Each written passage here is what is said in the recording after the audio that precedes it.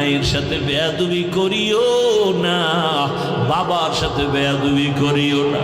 মা বাবায় যদি একটু কষ্ট পাই, একটা নিঃশ্বাস ফেলে মরার আগে তোর ধ্বংস শুরু হয়ে যাবে।